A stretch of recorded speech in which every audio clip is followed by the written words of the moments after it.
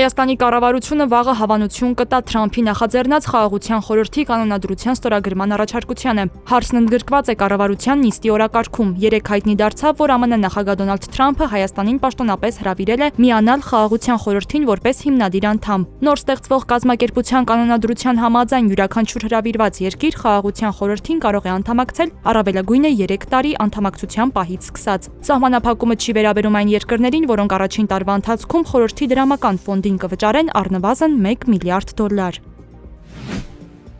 Նիկոլ Փաշինյանին միացած եւ ամենայն հայոց գարեգին երկրորդ կաթողիկոսի հրաժարականը պահանջող եպիսկոպոսները չեն մասնակցելու արտերկրում գումարվելիք եպիսկոպոսատ ժողովին։ Տարածված հայտարարությունում նրանք նաեւ կոչ են արել չեղարկել ժողովը այն որակելով երկպառակտություն սերմանող որոշում, արկածախնդրություն։ Հայ առաքելական եկեղեցու բարենորոգման համակարգող խորհուրդը հայտարարություն է տարածել կոչ անելով մյուս եպիսկոպոսներին միանալ իրենց եւ չեղարկել արտերկրում եպիսկոպոսատ ժողովի անցկացումը։ Մայրաթորի որոշմամբ եպիսկոպոսատ ժողովն անցկացվելու է փետրվարի 16-ից 19-ին Ավստրիայի Սանկտ Փյոլթեն քաղաքում։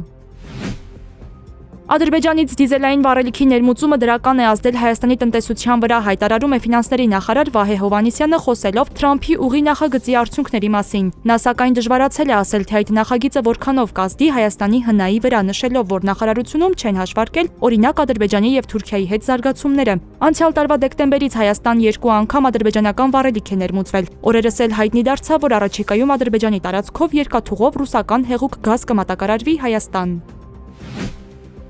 Դատարանի որոշմամբ քաղաքագետ Հարություն Մկրտչյանը ներողություն կխնդրի գործարար Սամվել Կարապետյանից։ Փաստաբան Վարդան Ալոյանը տեղեկացրել է, որ Լոռու մարզի դատարանը մասնակի բավարարել է ներկայացված հայցադիմումը եւ Հարություն Մկրտչյանին պարտավորեցրել վիրավորական արտահայտությունների համար ներողություն խնդրել Սամվել Կարապետյանից։ Դատարանն արձանագրել է, որ Հարություն Մկրտչյանի Facebook-յան հրապարակման մեջ տեղ են գտել վիրավորանք պարունակող արտահայտություններ, ինչի համար նա պետք է հրապարակայնորեն ներողություն խնդրի։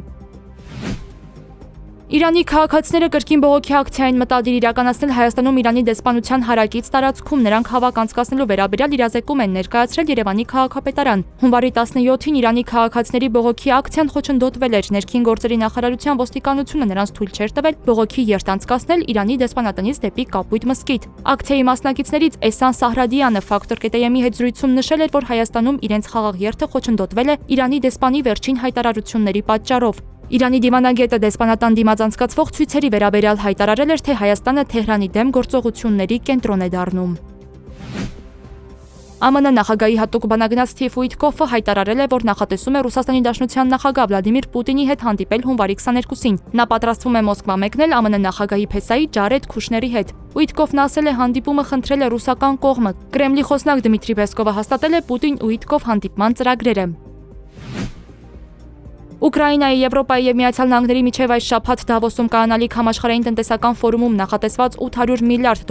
Ուկրաինայի վերականգնման ծրագրի մասին հայտարարությունը հետաձգվել է։ Սա տեղի է ունեցել Գրենլանդիայի եւ Թրամփի առաջարկած խաղաղության խորհրդի շուրջ տարաձայնությունների ֆոնին։ Financial Times-ի աղբյուրները նշել են, որ եվրոպական մայրաքաղաքները չեն կարող պարզապես անտեսել ԱՄՆ նախագահի գործողությունները Գրենլանդիայի վերաբերյալ, միաժամանակ փորձելով առաջ մղել այն հարցերը, ինչպիսիք են Ուկրաինան։ Փաստաթուղթը պետք է քննարկվեր երկուշաբթի, սակայն ԱՄՆ ներկայացուցիչը չի ժամանել բանակցություններին։